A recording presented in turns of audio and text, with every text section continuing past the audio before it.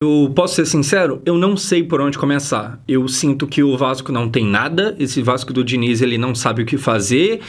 Parece que o esquema de jogo é dar a bola no Ryan e torce para ele fazer alguma coisa. Um dia existia um time que era muito pobre, porque só cruzava no Verratti. E hoje nem isso não existe mais, porque o Verratti já não é lá a mesma coisa, tanto é que nem titular é mais. O Vasco não tem nada. A gente chega à 5ª derrota consecutiva. E aí a gente tem que começar a pensar sobre a continuação ou não do Diniz. Eu, sendo bem realista, eu penso que a discussão deveria ser o Diniz não continuar para o ano que vem. E eu tô gravando isso aqui assim que o jogo termina. E conhecendo o futebol brasileiro, talvez a discussão esteja rolando agora se o Diniz continua para a semana que vem e não para o ano. Vamos lá, gente, tá muito ruim. Vamos do começo. Olha só, começando do começo, o Vasco tinha os seus reforços de volta, essa que era a escalação, e tinha Cuesta, Carlos Cuesta, no time titular. A distribuição do elenco era um time melhor, principalmente na defesa, porque tinha o Cuesta, fazendo com que Hugo Moura não jogasse mais na zaga. No mundo ideal, Hugo Moura não jogava. No mundo prático, ele só não tá na zaga, mas ele ainda tá no time. E aqui na lateral direita, Paulo Henrique. Então a gente tem os caras que não jogaram por causa da data FIFA, voltando depois dela. Aqui a gente tem essa defesa melhor, tá ligado? Mas no centro de campo, Hugo Moura segue sendo titular e hoje Matheus França é titular porque não tínhamos Coutinho, que esteve suspenso porque tomou cartão reclamando. Tem muito problema. Eu acho que muito tá na conta do Diniz, mas tem coisa que vai além do Diniz. No ataque, há de se reparar aqui a ausência do Verratti. Só que agora, cara, a gente volta para Nuno, Ryan e Andrés, que é uma escalação que foi usada durante aquela sequência de 4 jogos vitoriosos e tal, mas sendo bem sincero, eu tenho uma percepção de que o Vasco piorou tanto que houve um momento que tira o Verratti do time e é isso, e vai melhorar. Cara, desde o começo hoje, eu vi isso aqui, eu fiquei com medo, tá ligado? Existia um momento onde, finalmente tirou o Verratti. Não, agora vai. Agora eu ponho fé, agora eu quero ver. Sinceramente, antes do jogo de hoje, eu não queria ver.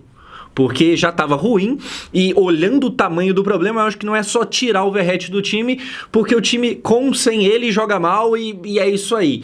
Cara, um detalhe aqui que deve ser comentado. Como eu falei, a gente não teve o Coutinho e tal, aquilo lá e tal.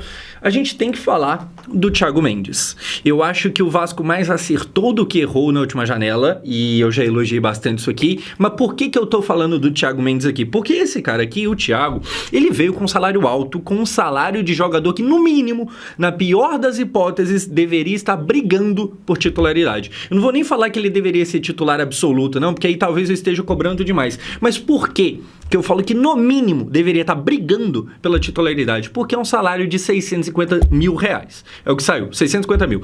Que, ao que parece, se as informações que saíram estiverem certas, pode chegar a 1 milhão, dependendo de bônus e tal. Cara, não joga. Então o Tietchan tá mal, aí não tem o outro, aí não tem sei lá que. Não joga, fica entrando o Hugo Moura. O que me faz perceber que o Hugo Moura é mais um técnico que ele desperta muita confiança, porque o Hugo Moura é alguém muito utilizado, principalmente pelo Diniz, mas não somente por ele, mas mostra também que o Thiago Mendes ele veio pra passear, ele veio pra ganhar mais de $500 mil de salário todo mês, e cara, nem quando o reserva do reserva, ele não entra nunca. Então assim, o Vasco tem muito problema, tá ruim a coisa, e não é à toa que a gente chega à 5ª derrota consecutiva. Vamos falar de bola rolando, o que a gente tem? Um primeiro tempo que essa bola vai ser chutada aqui num baita de um achado do Everton Ribeiro e Flamengo, essa bola sai na lateral do gol, o Vasco não jogava bola. Então começou, pra ser bem justo, vamos ser sinceros aqui, vamos aumentar a qualidade da crítica. Pra ser sincero e justo, o Bahia tem um histórico muito positivo em casa.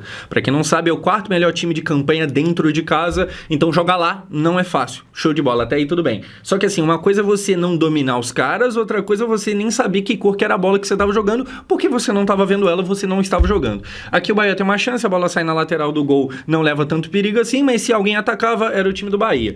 Depois o que a gente tem? Mais um ataque. Aqui agora, esse sim com perigo, a bola vai vir aqui no canto e só não acontece gol porque o Léo Jardim tá lá. É bizarro porque o Vasco tá numa fase bem ruim. E o próprio Léo Jardim, hoje mesmo, teve 2 lances ali que um ele soltou a bola, o outro ele foi empetecar ela, quase que ele entrega de bandeja, ele, sabe, quase que coloca a gente num BO do caramba, mas mesmo assim ele tava lá tentando segurar as coisas, segurar as pontas ali do jeito que dava. E por que é curioso? Porque a gente tá mal, isso com o goleiro tentando ainda segurar. O Léo Jardim, por mais que a gente tá mal, eu acho que ele ainda não tá no mesmo nível de ruindade dos outros, tá ligado? O que mostra como que a gente tá mal, porque o goleiro tá bem e a gente tá mal. Imagina se o goleiro também tivesse mal. A coisa no Vasco tá feia. O fato do Léo Jardim não estar numa fase horrorosa, mas o Vasco sim, mostra que a nossa fase, que já é horrorosa, poderia estar pior. Enfim, aqui ataque dos caras e tal, mas gente, é basicamente que isso. Basicamente isso que o quê? Acabou o primeiro tempo. É isso aí, não tem muito o que falar. Então a gente já para aqui e já faz um apanhado geral. E aqui eu vou aproveitar o momento para falar da Flash Score, que eu vou trazer alguns números de lá. E você que, assim como eu, quiser acompanhar o futebol com mais detalhes de números e dados e tal, link para baixar gratuitamente tá aqui. Vamos falar de número? Assim, nem sempre número é tudo, mas às vezes o jogo tá ruim e a forma de tentar entender o jogo é via número. E cadê? Cara, hoje, nem posse de bola a gente tinha mais. Era 55 a 45 para eles. Então, o Diniz, que é um cara muito da posse de bola, hoje nem isso, mas a gente entende, porque é o Bahia, na casa deles e tal. Beleza, show de bola. Finalizações, 10-4. Pro Bahia, obviamente. Finalizações com qualidade mesmo, quase que nada para lugar nenhum. Acima de tudo, foi um jogo bem fraco no primeiro tempo. Bem fraco. Acima de tudo, um jogo ruim. Eu não falo que foi o pior jogo que eu vi no final de semana, porque eu vi ontem o jogo do Atlético. Meu Deus do céu, nossa, que arrependimento. Mas muito ruim a partida. O que tinha um pouco era o Bahia, mas também nada muito grandioso. Mas assim, o Vasco, numa pobreza. Porque aí era o cenário de, tá, a gente não tem o Verratti, então também não adianta ficar cruzando bola na área. Mas nem cruzar conseguíamos. E aí, cara, assim, o time todo, eu acho que dá pra colocar ali num balaio de não tava bem. Eu talvez salvaria um pouquinho o Ryan, que tentava alguma coisa, e o Léo tentando salvar aqui e ali. E assim, se for pra apontar o dedo pra alguém, negativamente, eu vou falar do Matheus França. Cara, não acontece o Matheus França no Vasco. É alguém que estava na Inglaterra, e aí quando tá lá, alguma coisa esse moleque deve ter, e talvez seja questão de tempo para ele começar a jogar bola. O problema é que o tempo tá acabando. O problema é que eu não sei se a gente tem esse tempo todo.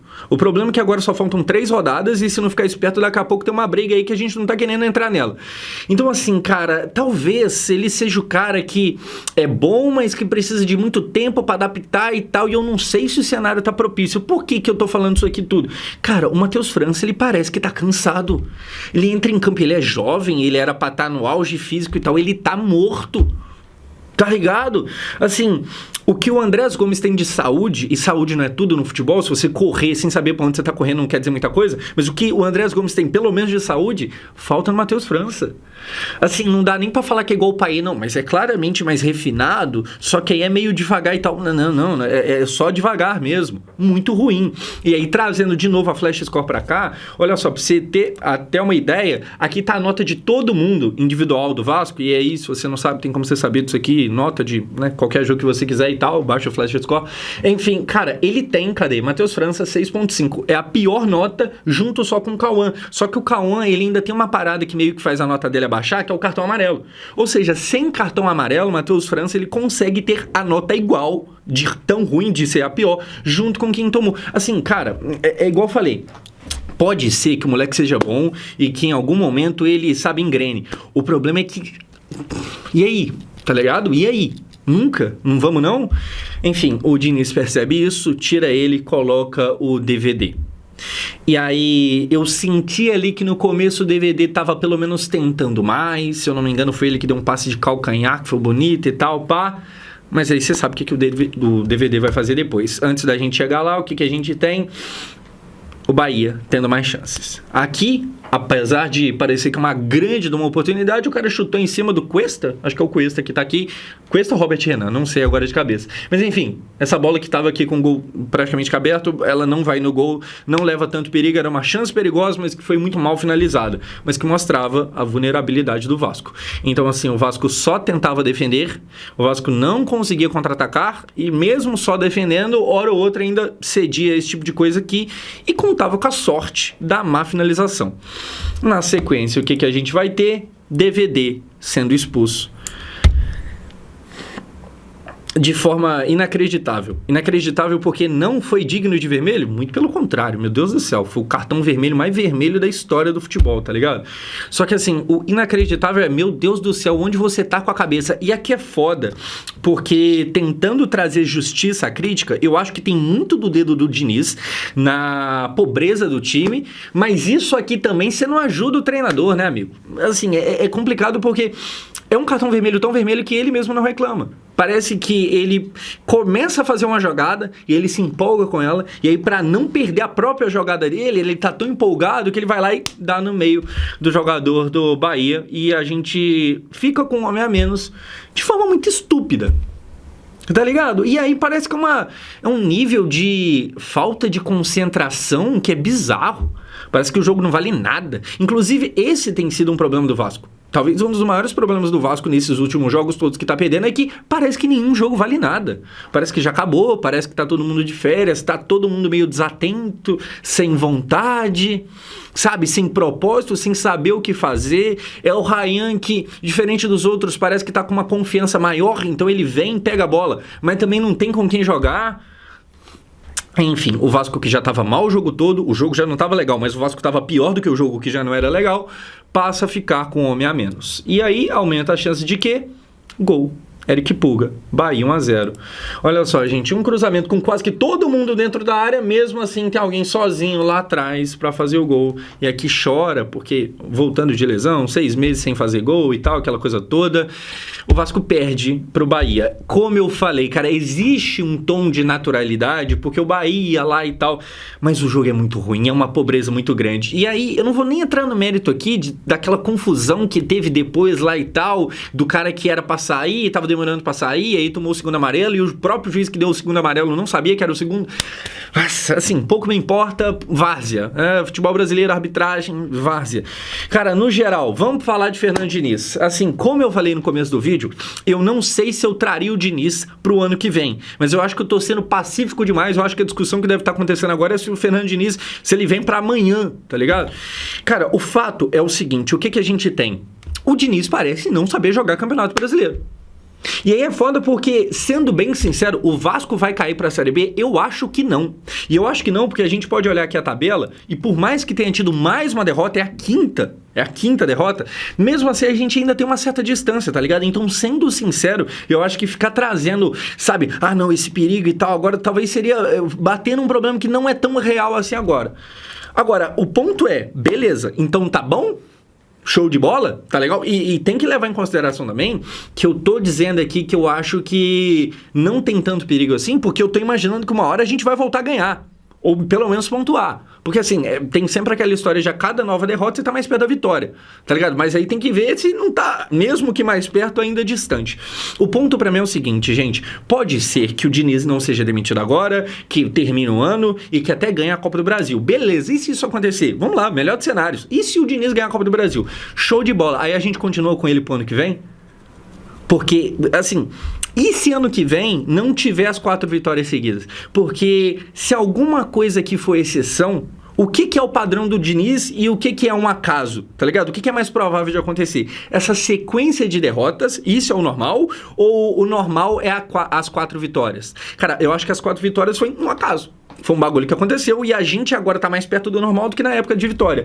O que mostra que talvez ficar com o Diniz é perigosíssimo, tá ligado? Porque esse ano a gente ainda teve ali um campeonato que foi construído a ponto de perder 5 nessa reta final e ter ainda uma certa tranquilidade. Mas será que todo ano vai ter essa tranquilidade toda? Enfim, muito ruim. Talvez o que mais me incomode é a pobreza do Vasco, que o Vasco não tem jogo, o Vasco não sabe o que fazer, e aí a gente chega nisso aqui, ó. A gente perde de 2 para São Paulo, de 3 para o Botafogo, de 3 para o Juventude, de 2 para o Grêmio, de 1 pro Bahia hoje. Cara, sinceramente, tá ruim. Tá ruim. A gente tem Copa do Brasil no começo do mês que vem e o time tá com a setinha toda apontada para baixo. O Vasco parece não ter estilo de jogo nenhum, nenhuma tática, nenhuma técnica, nada. Parece que o time chega lá, no dia que é pra jogar e joga. Tipo, parece que todo mundo se conheceu no dia, ninguém treinou junto nunca, tá ligado? Muito mal. Muito mal. Assim, o que você pensa sobre isso? Comenta aqui embaixo. E aí, compartilhando, spoiler aqui pra vocês, mesmo com 5 derrotas, provavelmente no próximo jogo eu vou estar lá em São Januário. Então, assim, é um jogo muito importante pra gente contra o Inter, justamente pra terminar de afastar esse perigo do rebaixamento, tá ligado? É um jogo em casa, o Vasco tem que pontuar, e pontuar no ideal seria 3 pontos, pra meio que acabar com isso, e aí depois ver o que dá pra fazer. Cara, 5 derrotas seguidas é foda. Enfim, por hoje é isso. Como eu falei, assim, na verdade eu não sei se eu falei ou não, mas caso não, eu falo agora. Eu não tenho, tipo, faz isso, tira esse, coloca aquele. Eu tenho mais dúvidas do que respostas aqui. O que eu tenho de certeza é que tá ruim. Comenta aqui embaixo que eu esqueci de falar e talvez você gostaria de complementar. Comenta aí.